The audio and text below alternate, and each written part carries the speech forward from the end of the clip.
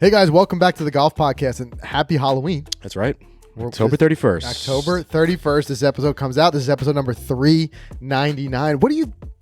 Let's just quickly digress. What do you think of Halloween as a holiday? Is it one of your favorites? Is it high on the list? Is it low on the list? It goes Thanksgiving, then Halloween. Okay. For me. So this is a big season for you. It's huge. Fall's huge. Yeah. When we get into Christmas, you lose me. I just can't take You're it. gone. I'm gone. He's gone. Okay.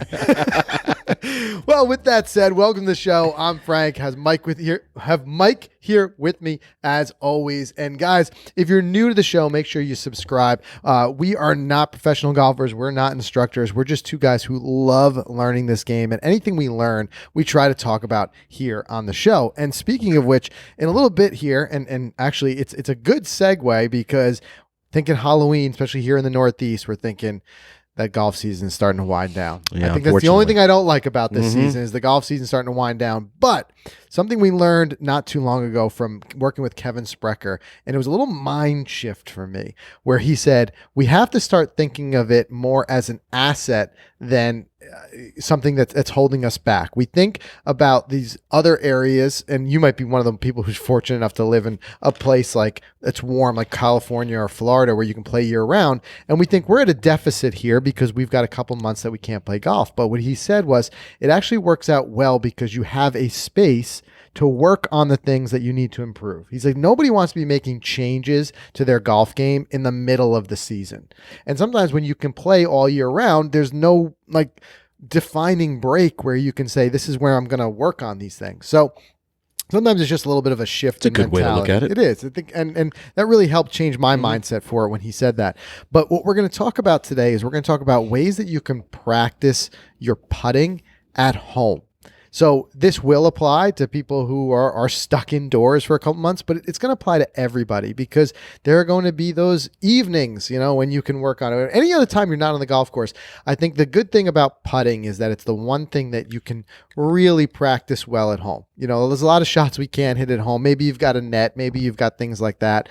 But being that about, what is it? They say 40% of your strokes are putting or something like that. It just shows it's an area that needs the practice. And the good news is there are things that you can work on at home. Now, you're never going to be able to substitute a real practice putting surface at the golf course. I always say, whenever you can get to one and work there, do it. But there are certain things that you can put that time in and grind at home.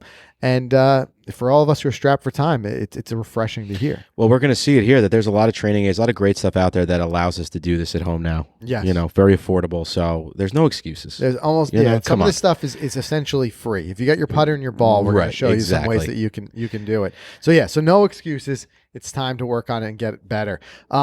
Also, a quick announcement. We have a meetup that's just going to be in a couple days here. Z-Strict, right? Yeah, I mentioned this in the last episode. Just want to harp on it one more time because it is in a few days, it being October 31st today. We are meeting at Z-Strict in Stamford, Connecticut at Chelsea Piers. We did a meetup there last November, actually 2020. It was fun. We had a lot of fun, and we're doing it this Wednesday, the 3rd, 6:30 p.m. Come down to Z-Strict. We're going to be there. We're going to be hanging out. There's going to be a live tournament. They're kicking off, actually, their winter tournament with us that night, and we're going to be playing in it. You guys can come and play in it. They have prizes. It's a cool spot. It really is. They're going to have 6 bays open for just like fun games, challenges. You can win some prizes. 6 bays for the tournament. Light food, drinks, things like that. And we're just going to be kicking it. We're not going to be doing a pod or anything, so we're going to be hanging out with you guys and playing along. Yeah, and make sure you do pre-register because they are going to be doing all the safety protocols. There will be a little bit of a limitation on space. So I don't want anyone to just show up that night and get turned away. So if it is at capacity, you might get turned away. So make sure you register. If you are coming, whether you're playing or not, get registered, even if you're coming just to have a drink, so that way you make sure you get your spot. Yeah. You know what I mean? And we had a lot of fun last time we did this last year. So building on that, I'm excited for this one. I always love these meetups and these get-togethers. Yeah, it should be fun. Yeah. And speaking of which, a virtual get-together, we recently launched our brand new Clubhouse. You can go to golficity.com/clubhouse to join. It is a private forum, a private messaging forum where you can come in and we can talk. We have all different topics in there, everything from PGA Tour to instruction, and then the Golficity Clubhouse. It's a great way for us to interact. A lot of times, speaking of the podcast, we can drop something in there, note like, what do you guys want us to talk about on the podcast? Is there something you're struggling with? Is there something that, is a drill that you recently discovered that really helped? It's just a real way that we can kind of all chat in a, like I said, in a private messaging forum, and it's just a lot of fun. We just have a lot of fun with it. We love giving a little bit of behind the scenes stuff in there. So it is a brand new forum on Leveler.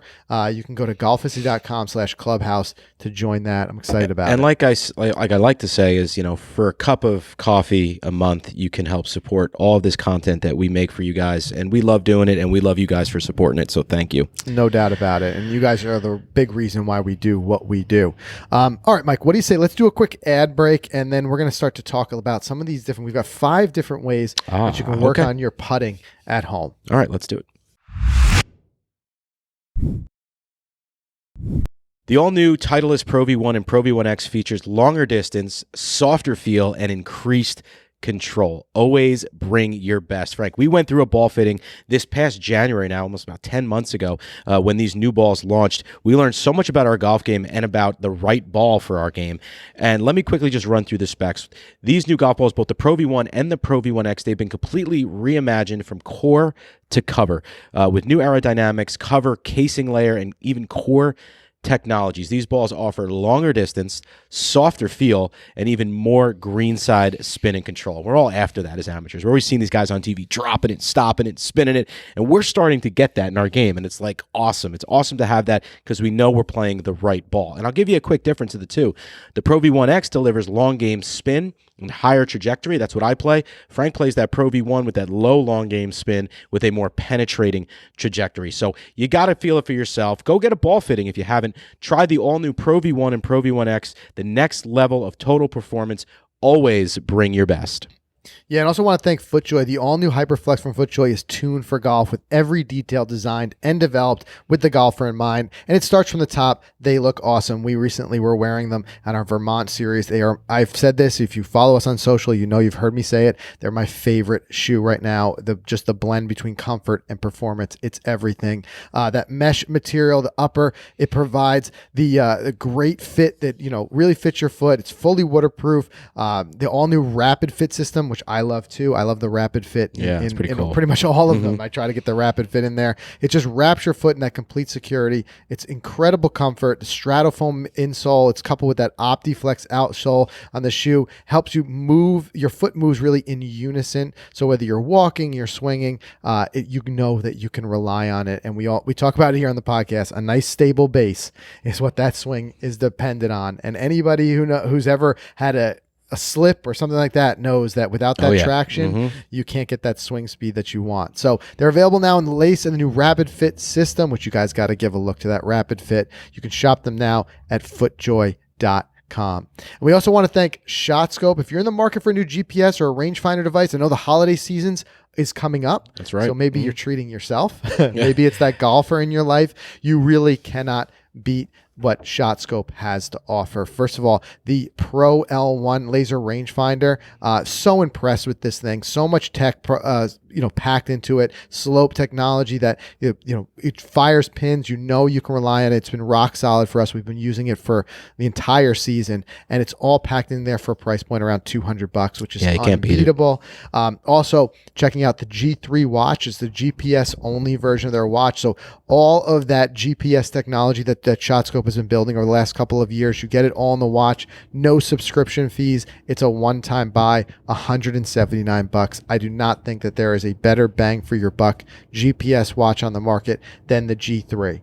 And when you're ready to level it up and also do that stat tracking, which you hear us talk about here on the podcast almost every week, that's time to go for the V3. For only $219, you're going to get all of the GPS that you get in the G3, but you're also going to be able to track every shot out there. There's these little tags that go on your clubs. It talks to the watch, and with GPS, it logs every shot that you take out there. You can go back. You can look at your statistics for your round. You can see where you want to improve. And it's cool. It comes in some new colors. They got teal, red, gray, black. So much to check out. So make sure you guys go to shotscope.com/Golficity to check them out. Like I said, maybe it's a treat yourself to a little gift this upcoming holiday season. Sounds good, man. All right, so listen, before we move on, I just got to talk about this because it could be really relevant to a lot of our listeners. And I don't know, maybe I'll just call this like Mike's mental game corner for a second. Okay. I think it needs a jingle. Yeah, like we need a jingle for this because I want to know, I just want to dissect this real quick. We'll put like 2 or 3 minutes into this because we played Patriot Hills the other day and you were humming and you hit a ball in the middle of the fairway and we lost it. Yeah. We couldn't find it. Nothing makes me more frustrated. Right. And we knew that the ball went in the fairway. We saw the ball hit the fairway, and we went down there, and we looked for like 10 minutes, and we couldn't find it. And the point of this is that after that, your game kind of just went off the rails. Yeah. For at least I mean, the next talk couple me through holes, this I was because too frustrated. why? Like, how can that knock you off? I mean, this could be a pretty helpful tip because it happens to a lot of us. So the smallest thing happens, and then 5 holes are blown up. Yeah, it's just because I think anything that takes me out of that concentration, and I've been working on this, and we talk about it on the podcast a lot. We talk about things like a pre-shot routine, or we've said before that, and this is something, again, we talk about we're not being pros, and we have things to work on. I think the hardest thing for us is we think that we need to maintain focus for 4 hours. And anybody who's ever tried to do that, they know it's tough, right? Especially with the distractions. You're out there, you're having fun, you're playing with buddies. In our case, you're filming. You're trying to do all that. Mm-hmm. So I think the art is finding ways to snap in and out of that focus and using like the what do you call it as a trigger, using the pre-shot routine. And sometimes I just forget about that and I get away from it. But in this case, I think it's because I was playing so well, and in a way I can kind of resign myself to not kicking myself too hard if I lose a ball because of a bad shot. Right. Yep. But I feel like when I hit a great shot and now it's almost like that's what it was. It's a similar to like you're trying to get out of the house and you can't find your car keys. Yeah. And you put them on the table. They're not there. Like, where are they? That's the type of thing that drives me crazy. So I'm like, we looked at it. The ball it actually hit the middle of the fairway, and there was a sloping left fairway, and it was rolling, and there was a drain pipe there, but it was covered. We're like, did it go in the drain pipe? Where did it go? Right. It even drove me mad afterwards in the edit, going back to the camera. Yeah. It was a drive. It was too far away to see where it stopped. But I'm like, I know the ball is here. Yeah, we knew it went there, and it kind of snapped you out. So I like that key analogy because then in that same analogy, you had to take the spare key that day and continue on with your day. And now your whole day's thrown off. And now your whole day's thrown off. Yeah, because you're driving around with your spare key. And the whole time you're thinking, where are my keys? Exactly. So that's what I mean. I'm like, I think what my fault was there is instead of putting my full attention onto then executing that next shot, it was more so me saying like, in my mind, was still thinking like, where is that ball? Yeah. How is that ball not sitting right here? Got to have that short memory. Snap out of it. The pre-shot routine can help. It was wild. Try to regain focus again. It was wet, the fairway we were playing early in the morning, and there was even the dew line of where the ball rolled. Yeah, it was teasing us. Ultimately, I think it might have just been confusion. Maybe someone from another hole picked it up. Could have been. It could have been because we were so elevated down in those valleys. There's so many golfers. It could have been. Somebody could have just grabbed it. But I think that's it. And I think that there's something to learn from everything. And one thing for me to learn and to go back and replay in my mind is to say, I got to find a way to put it aside. That's it. Because I can tell you right now, on that next shot, I was still just thinking about where's my ball? Right. Yeah, you were knocked off for like maybe three holes before you kind of got back on the tracks. Like, but I was steaming from it because it was just like, I'll lose a ball. Like, I made a mental error and I hit the ball in the woods. Yeah. But when it's just like, I was celebrating that drive on the tee box. Yeah, it was a great drive. It was a great drive. And all of a sudden it's like, where is it? It's gone. And that's it for Mike's Mental Corner. Mike's Mental Corner. Well, all right. Yeah. But there's always something to learn from those things. Well, now I know what I need to do when we play heads up. Now you got to just tell, just go pay someone to jump out and take your ball. Yes. It's like Happy Gilmore. Happy Gilmore. Yeah. Go take my golf ball. Anyway, so let's talk about practicing that putting at home. And if you guys watch, our videos, an area where I've struggled is putting. I feel like I'm getting better. I'm applying some of the techniques in here, but I think one thing is to set expectations, and it's not going to happen in one session. No, it's difficult. It is. You got to put every putting green is different. It absolutely is. And even when you practice, you may feel like I've done this before. I practice a little bit, and I feel on the next round, like, feel a little bit more confident, right? But that we all know a couple of missed putts, of 1 or 2 bad lag putts, and that confidence can wane again. It's about structuring these things that we're talking about here into some sort of regular practice routine. So that might be that you say, hey, once a week I put a half hour into this or whatever. It's just not expecting a miracle from doing it once. But the good news is everything we're going to talk about here are things that you can make habitual. You can put into your game, your routine and do often. And the nice part is none of these take very long. You can squeeze them into those little moments because you're incredibly busy. I'm incredibly busy. Between work and having young kids at home, when you're home, everything's filled with tending to your kids until they go to bed. Your day. I always say the hardest part of the day is like 4 p.m. to 9 p.m. It's the toughest job of the day, right? Between, feeding them, bathing them, making sure they're ready for school the next day. Young kids take a lot of work, but there is something in here that we're going to mention where you might be able to involve them. And then now we're talking. Exactly. So now there's different ways you can do it, but let's start at the top. Let's start with the very first one. And this is something that can often get overlooked, and it's just working on getting comfortable with your grip. And I especially highlight this for anybody who's made a grip change. We know with putting, there are more grip options than there are in any other area of the game. There's got to be about 10 different grips that you can use. And people make changes. I don't think you should be changing it too often. But if you've worked with a coach and they've suggested a new change, this is a big time to do this. But it's also important to just set aside time to just work on the grip. And you can do this with other clubs too. But I mean, we're focusing on putting today. But one thing that can happen is when you're actually out there playing, you start to tense up more. You start to think about other things in the grip. The grip doesn't get its full attention because you're thinking about the putt. You're thinking about the stroke. You're thinking about things like that. So here we're taking the stroke completely out of it. And we're just saying getting very comfortable with that grip. Just having your putter around, the only caveat, the only problem with having your putter around is we've both done this. If it's not in the bag, we've forgotten it. I used yours in a whole video. I remember because sometimes I will do the same. I'll take my putter out and put it in my living room so it's there and I can just pick it up and work on something. And then sometimes you grab the bag and exactly. So don't make that mistake. There's Frank's mental error corner. Yep. But anyway, right. What I'll do is you just take the putter and just get really comfortable with that. So you get to the point where that grip is automatic. But here's where you can really kind of think about the grip. You can think about things like grip pressure. How am I holding it? Too tight? Too loose? That's when you can work on it because again, these are things that you're not necessarily thinking about as much when you're actually out there playing. So putting the mental time into it when you're just around, you don't even have to take a stroke. You're just picking up the putter and just getting used to it. And we've done whole episodes on putting grip pressure. I'm sure we're going to kind of revisit it, but there's a sweet spot there. We all think about we all hold it too tight, right? Like you get tense over a putt and you squeeze it too tight and then some issues can happen there. But I was the other way. I was holding it too loosely. I'd done a playing lesson with Kevin Sprecher and he's watching me and he's like, how tight are you holding that? I'm thinking, I got the right answer to impress him. I'm like, I'm holding this thing loose as a baby bird, buddy. Right. And he's like, yeah, you're holding it too loose. I'm like, come on. And when you hold it too loose, it was starting to kind of like move around a little bit too much in the hands. And I didn't have as much control over the face. So now I work on that sweet spot of maintaining a light grip pressure, but not too light. So it's something you can just get very comfortable with so that it becomes second nature when you actually grab that putter on the course. Yeah, that makes sense. And of course, nowadays they're making all different kinds of size of grips to kind of help you with feel, which is interesting. And that could be something else that could lead you to a fitting. Just to get a grip fitting on a putter could actually change things for you. Right. Believe it or not. Yeah. And it can, like I said, it can be very hard to focus on this when you're actually out there. So just working on it even without a ball and just kind of like going through your stroke and seeing, is that grip doing what it needs to do?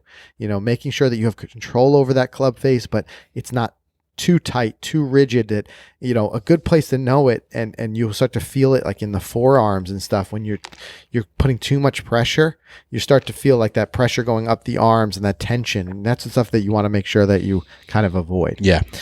So the other thing that you can do is really work on your starting line. So now we may not all have areas where we can hit long putts at home, or, maybe it's just a carpet or whatever it is. It's not a true putting surface, which we'll talk about more in a second. But one thing we can work on is nailing down that starting line. So if you think about it, when you're out there on the course and you're making a putt, no matter, whatever it is, like the read, all that stuff comes into play, the speed.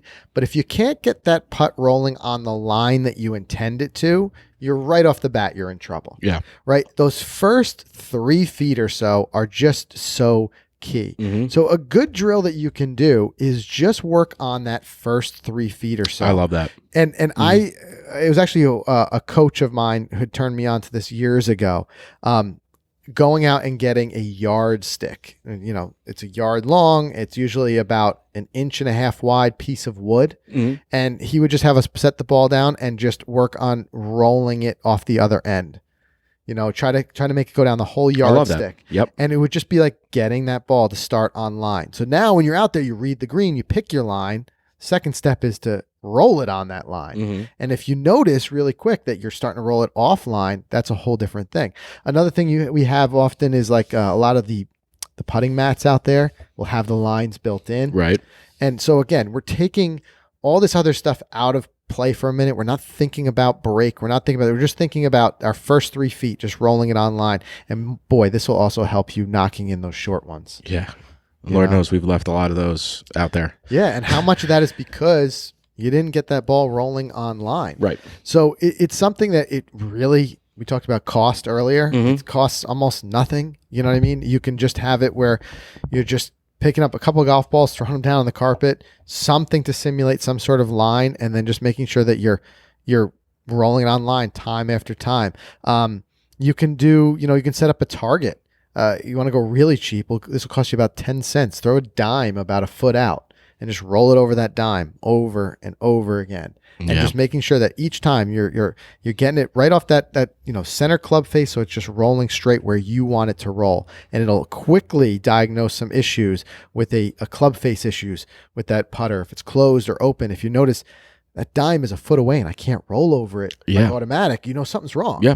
You're pushing it. It's going to tell you a lot. It'll tell you a lot about your putting stroke. Right. So, and trust me, you get a lot of confidence in your stroke when you start to realize I can start that ball right where I want it to, online over and over again. So that's an important one. Number 3, how about this? Have you seen this before? Feeling it. Got to feel that I've stroke. never tried this. Have you tried this? No. Putting with your eyes closed? Nope. It makes me think of like Caddyshack or something. Right. Right. Something like kind of wild. All of a sudden, like your wife sees you in the living room blindfolded with your putter, and she's like, "What's up?" Yeah. What is this about? You don't have to really go that far. You don't have to blindfold yourself, but you'd be surprised how much you can learn about your putting stroke by just doing it with feel. And just start to feel what a good stroke feels like. Feel what good, face contact. I almost don't want to say center face because different putters have slightly different sweet spots. I get it, whatever, but. Just kind of like getting a feel for it and being able to putt with your eyes closed. I feel like you should be able to putt with your eyes closed. If you know where you want to hit the ball, you have that 3 foot where you want to start it, and you know the stroke you want to put on it. I feel like this is great to practice because this is so key, because that's why, we leave a lot of putts short. We blow it past the hole so many times. There's no feel. It's just out the window. Right. And this could be actually really great. I've never tried this. Like right when we're done here, I want to go over here and try it. Of course. Because you also, again, it will unveil so much about your game. If you close your eyes and you just realize, like, what does center face contact feel like? There's a difference between like look and feel. Like we rely so much on our eyes, but we have these other senses. And if you can start to just like, this is what center face feels like, this is what solid contact feels like, then you can start to feel like what doesn't. Not relying on your eyes with your eyes closed. Oh, what does a slightly out towards the toe feel like? Yeah. And you start to get a real feel connection with your putter. It's an interesting thing. It's something you've got to kind of try to see, but you never know. There might be a few surprises in there the first time you try it, when you realize, oh, I'm actually, I'm realizing now I feel something that I didn't feel when I was relying so much on my eyes. And if you can consistently strike that middle, that sweet spot of your putter with your eyes closed, it's a really good indication that your technique is sound. Yeah. And what I mean by that is that you're not necessarily with your eyes making a lot of like, almost subconscious readjustments and motions to try to like fix it so that you hit center face. Right. If you've got a nice, consistent, reliable putting stroke, you can do it with your eyes closed. That's where it just becomes something that you can really rely on. Yeah. You can really count on, And then number 4, here's where we are going to spend your money a little bit. Hopefully not too much, but it can be a wise idea to invest in a good quality mat. The good news is there are lots of mats out there. They're not too expensive. They'll last you forever if you take care of them. But being guys who we get a lot of golf products sent to us, we know the difference between a mat that rolls true and the one that doesn't. Right. And there are a few great ones out there. One that I would highly suggest, we've been using them for years, Putt Out. It's one word, Puttout. The cool thing with Putt Out now is that they used to have just one mat and they just did it really well. I'm always into that. Like, find one thing and just do it really well. Mm-hmm. But they've now expanded. They've been around for quite some time, and now they've expanded, basically just building off of that mat. And they've got a couple different variations, which is great because it fits different spaces. Yeah, even that skinny one, talking about putting down a ruler, Exactly. So they got a little skinny one. They've got a much bigger one with different putting targets. Mm-hmm. But I just like that it stays flat and it rolls true. That can really help because it gives you that consistent surface. Yeah. Trying to putt on like a rug or something like that, it might not be necessarily a consistent surface. It's and like putting through the fringe. It can be a little bit difficult at times. Look at Cam. He's got a nice kitchen, huh? He does have a nice kitchen. That is Cam in the picture Cam's here. one of the guys from Putt Out. Yep, from Putt Out. Good friend of ours. Good guy, great golfer. We had the opportunity to play. Our first links experience with him. That's right. Exactly. We got to witness firsthand how good of a golfer he is. And what impressed me most, self-taught golfer. Self-taught. Self-taught. That course beat us up. That sure it is. But again, what I like about like Putt Out, they've got those lines built in. So whatever, and it's just a true rolling. So this way, when you get back out, you want something that as close as possible simulates what you're going to feel on the course. Mm-hmm. And some good mats will kind of like tell you like a stimp reader. Yes, exactly. So that way you're not totally unfamiliar with the speed of the greens when you hit the real putting surface. I love that. And there's some of these mats out there that will also kind of make it fun. You can even do some things with the family. You can even make it fun. That's right. We've had ones where they're starting to incorporate games into them, which we really like. But that putting, just something that just rolls true, will help. Again, trying to make this, for everybody. If that is out of your reach as far as buying one of those, you can still do things like that second drill, starting on a starting line. It really doesn't matter. It could be a carpet. There, we're just worried about making that center face contact and starting it out straight. Same thing with that feel with, closing your eyes. But for certain applications, having a surface that rolls a little bit truer to what you see on the golf course is going to really help. Yeah. But that was a good segue, mentioning what the last one is, finding a way to have a friendly putting competition. Yeah, right. I mean, make Friday nights a little bit better with the kids. It's like put out a game. We played the Back to Basics one that just launched. We had some fun with that down in the Jersey Shore Tour. Yeah. We set that thing up. You could play a 9-hole match on it. That it comes with a book of all these different games, and like that's what makes it fun. And that's something that now they're not. Your wife's not going to come downstairs and be like, "What are you doing in my living room?" Now everyone's having fun. So right, they had like I think skee ball or something, a variation of it on there, and you're having fun. And this goes back to a couple episodes ago. We talked about some stuff you can do on the putting surface when you're practicing, and one was doing these games because not only does it make it fun, it also starts to simulate pressure. Like, there's putting and then there's putting under pressure. Right. And we know it's two different animals. And the one that you experience closer to on the golf course is the one under pressure. Right. Whether it's for playing for score, playing for a friendly bet, whatever it is. So when you have, a competition going, now you made your putt, I want to make mine, you know what I mean? So it could be, you have your buddies over, grab a couple of beers, you got the putting mat there, and you do a friend little competition. It could be with your kids. Maybe you're fortunate enough that your significant other shares the game with you and plays, and you can have a little putting competition. But a lot of different ways to do it. I mean, you could simplify this as much as just putting a ball into a mug and seeing who can do it the most times. Right. But the friendly competition is going to do two things. It's going to make it fun so you practice more. But secondly, it's going to introduce just a little bit of pressure into your practice, which you will pay dividends on when you get out and especially when you're standing over that 3-footer for that birdie you want after hitting that tight approach shot that was so gorgeous, and instead of getting up there and ruining it with the 2-putt, now maybe you'll nail more. Hey, it's all about being comfortable and familiar with the pressure. That's it, That's man. what it comes down to. It. So those are our 5 things that you guys can do. Hopefully you use those, whether it's the off season, the evenings. It's just a way that you can be working on putting when you're home. If you have any of your own, if there's a drill, if there's a fun technique that you've used to practice your putting at home, let us know about it. I often see a lot of these on like social media, Instagram, stuff like that, quick putting drills at home. Love those. I always bookmark them, you know? So if you got any of your own, make sure you let us know. Drop them in the comments. Also, if you're part of our new Clubhouse community on Leveler, throw it in there. Share it with the group. Love to see it. And if maybe, it's a great thing on our new community. You can share quick videos. Take a video of yourself, doing some of your practice putting. I love that. Share it with us. We'd love to see it. Maybe we'll do some of our own. Yeah. Let's do it. So that's everything we have for you guys this week. You can get to the show notes by going to golficity.com/episode 399. And we'll be back next week. The big 400. Wow. And I checked the longest running sitcom with the most episodes, The Simpsons, 757. You think we'll beat them? I will ever catch them. Have they stopped? I don't think they've just stopped. Keep going, they just keep going. Yeah.